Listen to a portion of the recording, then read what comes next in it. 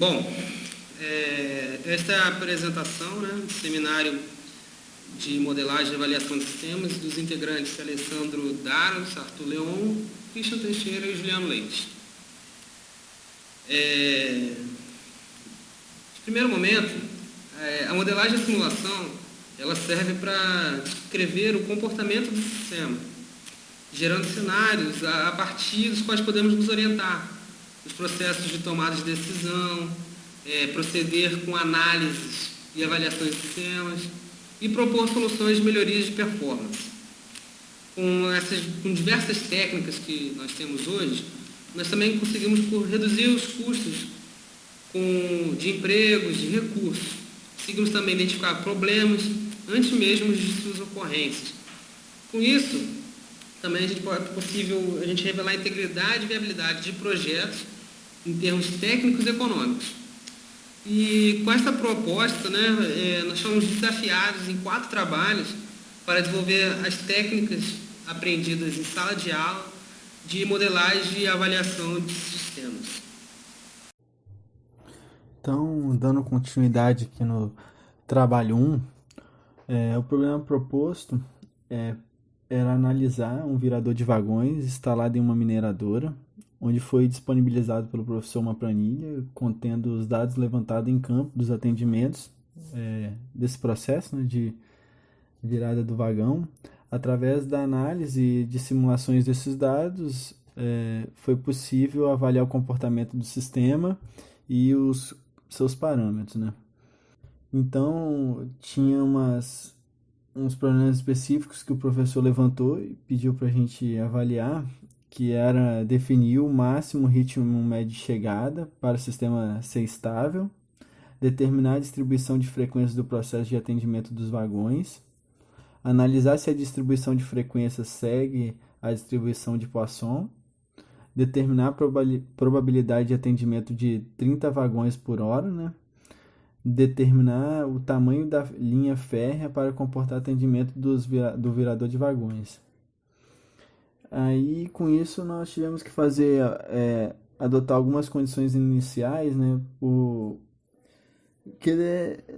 analisamos e vimos que deveria ser feita uma filtragem dos dados levantados em campo, pois alguns valores estavam distorcidos, tinha valores absurdos também, e foram adotados alguns parâmetros, que eram horas iniciais e finais da tabela, eram referências a inícios no serviço de atendimento. O ID do cliente define a ordem de chegada dos vagões. Atendimento com intervalo de valor negativo foram desconsiderados, porque não existe um tempo negativo no atendimento. Atendimento com duração maior que 1 hora também foi desconsiderado. No nosso programa conta como está em segundos, em 1 hora ou 3.600 segundos, porque avaliamos que não existia atendimentos maiores, que a não ser que deu algum problema, e atendimentos com duração igual a 0 foram desconsiderados, porque não tem atendimento igual a 0. Então, após o Alessandro falar a respeito de como foram as condições iniciais para a nossa filtragem, nós conseguimos pegar esses valores dos dados do Excel, dado no problema, o número de chegadas de vagões, o número de entidades atendidas, o período de observação, ritmo médio de chegada, throughput, o tempo ocupado, tempo médio de serviço, o tempo médio de utilização, também mostrando que esse sistema ele é estável, e o ritmo médio de atendimento. Após coletados esses valores, foi feito o gráfico, onde que nesse gráfico aqui nós pegamos o intervalo máximo, que é de 3.600 segundos, divididos em períodos de 0,1 segundos, e também do gráfico de distribuição relativa, que foi o gráfico usado para fazer a comparação se nós podemos usar algum método conhecido como Poisson ou exponencial, através do método Q quadrado. Esse gráfico tem de frequência absoluta.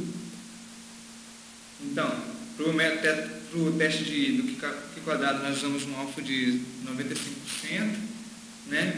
E após feito os cálculos e comparações, nós vemos que o gráfico que mais que atendeu, né, no caso o nosso, foi o gráfico exponencial. Então, aí após disso também, nós fizemos a probabilidade de atendimento, né, como requerido no problema, de 30 ou mais vagões por hora, que foi obtido o resultado de 86,77%. Então, agora eu vou demonstrar um pouco da parte prática do nosso trabalho. Primeiro foi disponibilizada uma tabela com todos os logs de registro de atendimento dos vagões. Como consideração inicial apresentada anteriormente, nós consideramos que o ritmo a classificação de chegada era baseado no ID do cliente, o intervalos de atendimento menor ou igual a 0 foram desconsiderados, intervalo de chegada com um valor negativo ou 0 foram desconsiderados, e tempo de atendimento maior que 3.600 segundos foram desconsiderados. Todos os cálculos apresentados na tabela anterior foram extraídos dos logs disponibilizados após filtragem e utilizando as fórmulas aprendidas dentro de sala. Para que o sistema seja estável, o ritmo médio de chegada tem que ser menor ou igual ao tempo médio de serviço. Como o nosso tempo médio de serviço consegue um atendimento de 36,72 vagões por minuto, o máximo ritmo médio de chegada para que o sistema seja estável tem que ser de 36 vagões. O cálculo da frequência foi baseado numa porcentagem do maior atendimento que consideramos. Todos os intervalos foram classificados como 0,2% do tempo máximo de atendimento. Depois dessa definição de frequência, foi calculada a quantidade de ocorrências de cada intervalo e depois a sua frequência ao todo, tanto a sua frequência relativa quanto a sua frequência absoluta. Para teste de Q quadrado, consideramos a exponencial negativa, que por definição é inversamente proporcional à Poisson para tempos contínuos. Aqui pode-se ver o gráfico da frequência relativa das duas funções. A função azul é a função calculada do nosso sistema e a função vermelha é a função exponencial negativa. Aqui a gente consegue ver o gráfico baseado na porcentagem acumulativa das frequências. Podemos ver em azul a frequência calculada, em vermelho a frequência da exponencial negativa. Utilizando o teste Q quadrado, baseado nos parâmetros que o professor definiu de alfa 0,95, baseado no teste Q quadrado, a nossa função segue a função exponencial negativa, podendo ser utilizada a função exponencial negativa para cálculos posteriores. O tamanho médio da fila foi calculado de 1,63, ou seja, 2 vagões. Isso não quer dizer que 2 vagões seria suficiente para todo o atendimento do virador de vagão. Cabe ao projetista ou uma pessoa de melhor análise analisar um possível aumento, porque levando em consideração, esse é apenas o tamanho médio da fila. Bom, finalizando o trabalho 1, né? Agora a gente vai entrar na segunda parte, mas antes da gente falar do segundo caso, a gente vai falar um pouco sobre o modelo de Erlang, né? O modelo de Erlang ele foi desenvolvido por Agner Erlang, né? Para analisar o número de chamadas telefônicas que poderiam ser feitas simultaneamente aos operadores das estações de comutação, né? De antigamente. Essa distribuição é muito utilizada em várias áreas que se aplicam os processos estocásticos, como é os casos de chamadas, né? Bom, a distribuição de Erlang ela é uma distribuição de probabilidade contínua. com uma ampla aplicabilidade, principalmente devido à sua relação com a distribuição exponencial e a distribuição gama. É uma variável randômica contínua com parâmetros de razão R e parâmetro K. Esse parâmetro que a gente vai ver num gráfico mais à frente, ele tem que ser inteiro, e com isso, pelo fato dele ser inteiro maior que 1, ele também controla a função da densidade da probabilidade PR. Como é mostrado na fórmula abaixo, né? Esse K, ele é um parâmetro que afeta, né, esse função densidade. Né? E usando uma alternativa, né, para o parâmetro da escala, a gente tem também, utilizando μ igual a 1 sobre lambda, a gente pode ter essa outra função. Como mostrado agora aí no vídeo, né, para cada valor de K temos as diferentes funções de densidade, de probabilidade e de probabilidade acumulada. Né? O modelo Erlang, ele possui dois formatos, tem duas fórmulas. Cada uma tem uma sua aplicabilidade. Né? A fórmula B ela é utilizada mais em sistemas de estudos com perdas e é utilizada para dimensionamento de troncos telefônicos, foi utilizada no caso, né? Para dimensionamento de troncos telefônicos, qualquer outro equipamento que possa receber o tráfego, como na imagem abaixo. Né? Que temos os troncos e o cliente atendido e temos a fila dos clientes em atendimento, e o cliente, quando ele chega, um novo cliente chega e recebe sinal de ocupado, ele abandona o sistema. Esse é o B, Erlang B. Para o Erlang C, nós temos ele é utilizado mais nos sistemas com perdas, e ele é utilizado mais para direcionamento de recursos, qualquer sistema constituído por filas, inclusive em centrais de atendimento. Né? Como a gente pode observar aqui, no caso dos clientes, eles não abandonam a fila, eles continuam na fila de espera acumulando. Né?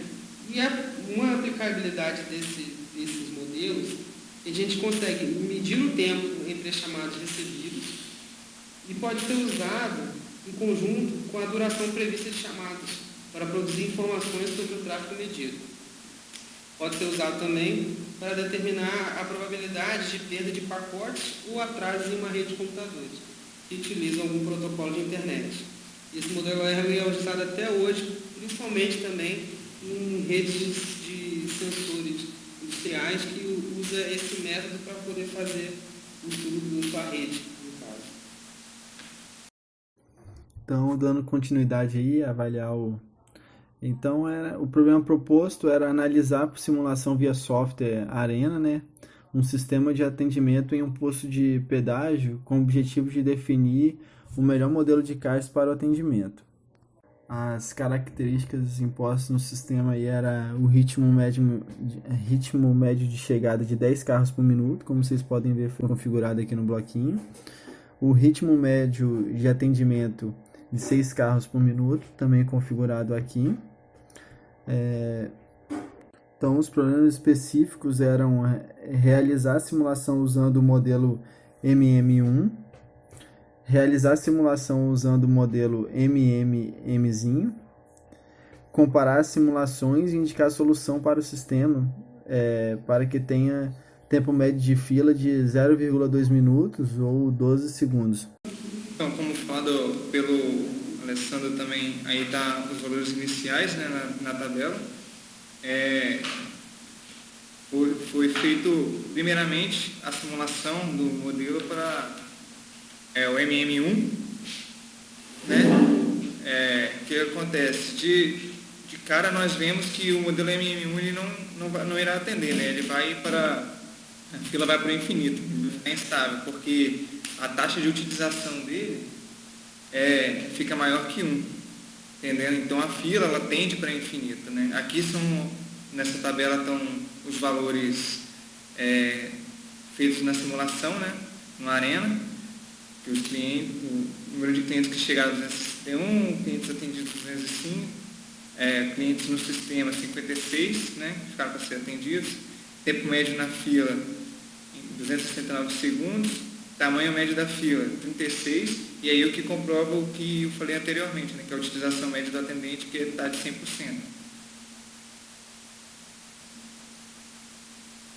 Então, agora com o modelo usando o modelo MM2, né, com 2 atendentes, nós vimos que, fazendo o cálculo da taxa de utilização, né, que é o ritmo médio de chegada sobre o ritmo médio de atendimento, nós podemos observar, né, de cara que esse modelo ele irá atender. Feita a simulação, né, como mostrado na tabela, o modelo ele não tende ao infinito, né, então ele é estável, porém ele não se adequa ao que foi pedido no problema, né, que é um atendimento inferior a 12 segundos, o que aí está acontecendo em 17 segundos. Né? Então, colocando 3 atendentes, no caso o modelo MM3, né, aí sim, agora nós atendemos o que foi pedido no problema, né, que o tempo médio na fila está sendo de 2,27 segundos. O ruim dessa parte ainda também é que a utilização média deles está sendo muito baixa também, né, que é de 55%. Então, acaba não sendo, eu acho que, viável se for, no caso, uma implementação verdadeira, né, no caso, não só em testes aqui no software. Quando utilizamos o modelo MM1 para análise desse sistema, consideramos que era apenas um atendente por fila e era apenas uma fila em todo o sistema. Esse conceito foi tido como errado. Se fosse utilizado 2 a 3 atendentes com filas exclusivas, poderia sim ser recalculado o sistema e achado o parâmetro necessário para a adequação do tempo. Nessa premissa incorreta, calculamos o modelo MM1 apenas para um atendente. No modelo MM1 com um atendente, o sistema se torna instável, impossibilitando cálculos devido a limitações do sistema. Quando utilizamos o modelo MMM com um atendente, o mesmo continua instável porque se comporta como o modelo MM1 anterior.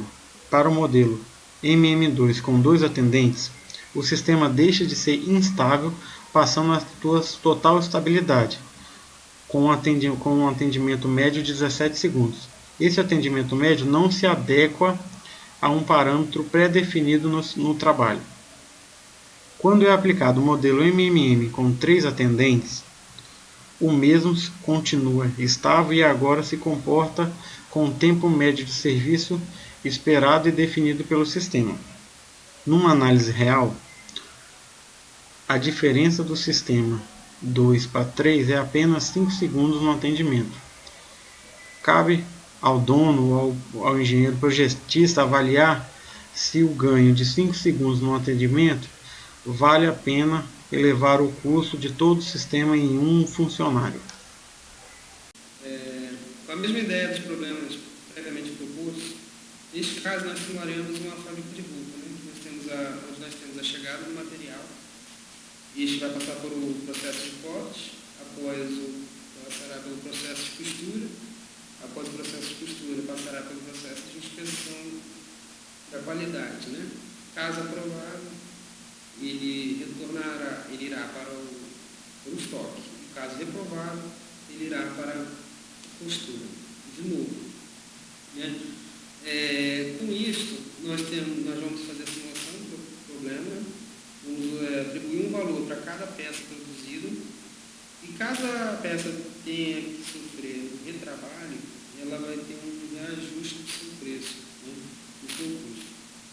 A gente teve que fazer umas considerações iniciais devido a limitações do sistema, onde que a gente teve que alterar o ritmo de chegada para 40 peças hora, a gente teve que alterar a quantidade de cortadeiros para 7, de costureiros para 20 e de inspetores para 2.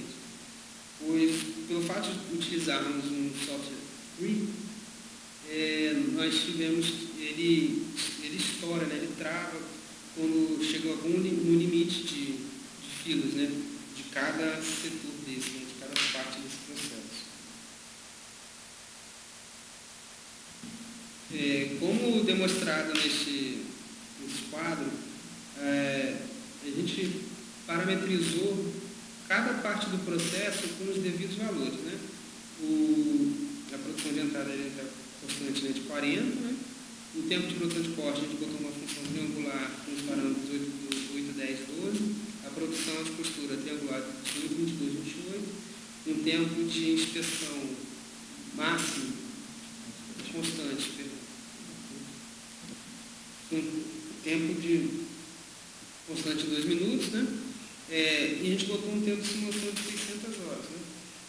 E atribuído um tempo de deslocamento mínimo, constante, perdão, e foi atribuído um tempo de deslocamento entre cada parte do processo, né, entre cada parte da produção de 2 minutos para cada, né? Essa imagem, ela é, como de fato a gente montou no Arena, né, o processo, e nós vamos mostrar em seguida a simulação no Arena, pessoal. Então, agora eu vou demonstrar um pouco da parte prática do terceiro projeto. A condição inicial foi considerado como um lote de 40 camisas por hora, não só apenas um lote como o professor falou.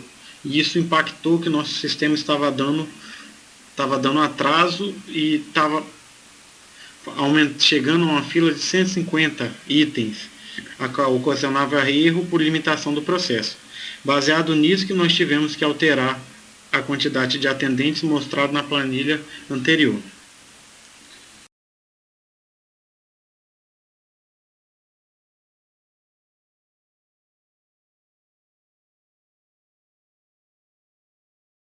O custo, toda vez que um item aparece, toda vez que um item inicia, ele passa pelo bloco custo e adiciona o atributo custo da peça. Ele faz todo o processo e quando chega na qualidade ok, caso ele tenha um retrabalho, ele passa pelo bloco ajuste de custo, que é alterado uma porcentagem do custo e volta para a estação costura. Assim que a peça termina todo o seu custo e na hora da qualidade ela está ok, ela finaliza o processo e terminamos o processo. Após simulação de 600 horas, vimos que tivemos 23.970 mil camisas feitas. Após término da análise, podemos obter do relatório que o custo médio da peça passou de 5,40 para 5,67, ou seja, um aumento de 23 centavos. Vimos também que o total do custo de todas as produções da peça foi de R$ 135.940,44. Após término da simulação, pode-se ver que o custo foi elevado em R$ 6.472, cerca mais ou menos de 5% a mais do que deveria ser. Se fosse um caso real, cabia reavaliar todo o processo para eliminação desse custo, ou seja, nós encarecemos uma peça por retrabalho de alguma parte, cabendo talvez estudar mais a fundo qual é o real motivo de tanto retrabalho. Então, agora é o trabalho 4, nós vamos falar sobre a fábrica de peças. Essa fábrica de peças vai ser o modelo que vai ser simulado, né? São 3 peças e iremos trabalhar com elas, verde, azul e vermelha. É um trabalho destinado à simulação de rotas de sequência, né, que tenha grande importância, porque nem sempre nas indústrias ou na fabricação são fabricadas de sequências iguais, né?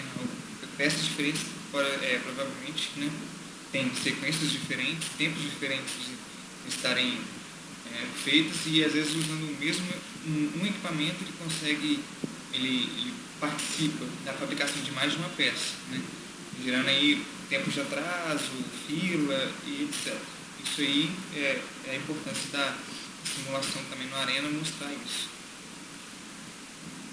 Então aqui nós temos o modelo proposto, o problema, né, proposto, que é o que? Fazer a implementação da fábrica de peças no software Arena, né? Como eu já disse, são 3 tipos de peças diferentes, cada tipo tem uma sequência diferente, né? e também criar uma animação para o modelo, uma animação 3D, sendo ainda também que ele deve conter o tempo de simulação para efetuar 365 replicações de 24 horas cada uma, um relógio para mostrar o tempo da simulação corrente e 3 mostradores de variáveis que indiquem as quantidades de peças produzidas de cada cor, verde, azul e vermelho. Né? Então, esses aqui são alguns valores iniciais dados pelo problema. O ritmo de chegada, rotas diferentes, azul, verde e vermelho, cada um tem uma diferente, né? O azul é só tornear, verde cortar e lixar e vermelho cortar, tornear e lixar. E essas rotas depois serão distribuídas quando eu for falar na implementação do projeto, eu vou mostrar. E cada um desses equipamentos, no caso poste, torno e lixadeira, ele tem um tempo de atendimento, né, que segue uma variação triangular. Aí. Então aqui nós já estamos na parte, já está no Arena, né, que é a parte da simulação. Eu vou falar um pouquinho antes. Aqui é a chegada, a estação de chegada, e aqui o decide. O decide, ele tem a função aqui de fazer a distribuição das peças, né? Cada um que vai chegando tem uma distribuição uma distribuição diferente para cada um. Por exemplo, o azul e o verde são 40% cada um, e o vermelho 20%. Então 20% das peças que estão chegando serão vermelhas. Assim, depois, cada peça dada uma cor, nesse caso, elas serão distribuídas de acordo com a sequência que foi dada no programa.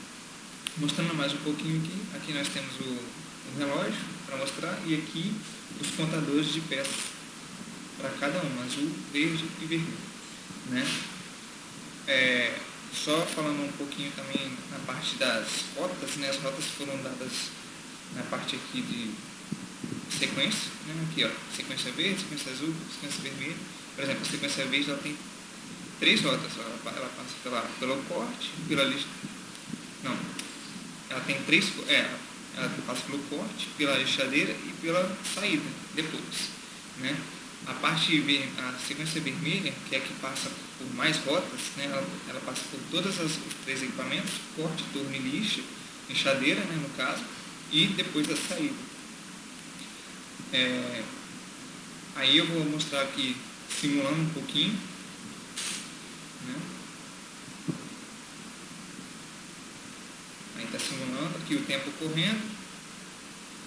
Nós podemos ver que aqui entra na pastinha, uma sequência e sai de uma cor diferente, né? Que é a cor responsável. E aqui eles incluem os processos de cada um. E aqui é o contador, né, de cada uma das peças. Isso aqui foi uma animação em 2D, né, feita também.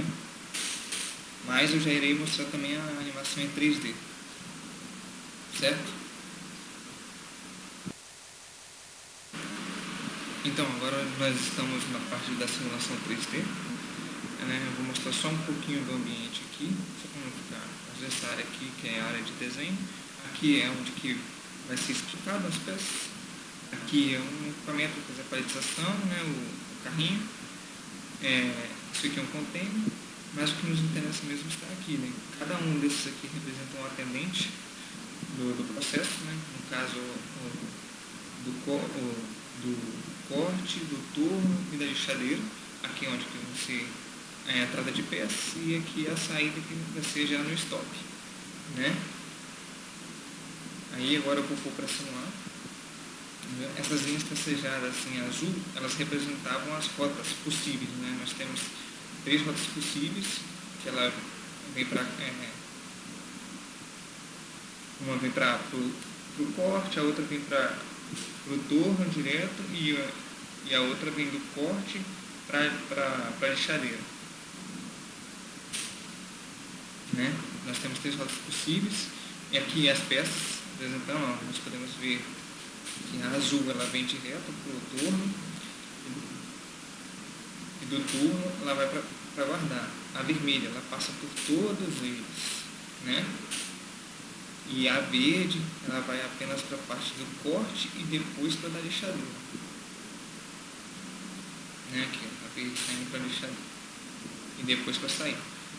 Nós vamos aumentar, porque é interessante, porque vai ficar visível depois na nossa conclusão, que foi uma parte importante que nós tiramos do processo. Olha aqui, olha como é que está a fila do torno, né? Ele é muito demandado, a parte de espera dele é praticamente nula, né? E isso depois nós vamos tirar também na conclusão. Aqui dá para ver bem visivelmente, na verdade, né? E é isso aí. Então, agora nós vamos falar da conclusão, né? Depois que é feita a simulação, né? Tem um relatório. No relatório nós estamos estipulando mais informações, mas aqui eu acho que é uma das informações mais importantes que é do relatório, que é a taxa de utilização, né, de cada um. Cada barrinha dessa aqui representa de cada um dos atendentes, né, no caso, e a barrinha azul representa do atendente de corte, a barrinha vermelha do atendente da lixadeira e a barrinha amarela representa o atendente do turno. Como eu falei, ele praticamente não teve repouso, né? Ele foi muito demandado. E isso é ruim, porque aqui não vai conseguir ter valores, mas está na base de 94%, o que é acima de um limite assim, tolerável, né? Já está, qualquer coisinha a mais pode gerar um sistema instável, né? Criar uma fila e não dar conta do recado. É isso aí, espero que tenha dado para entender, né, um pouco do nosso trabalho, e até mais.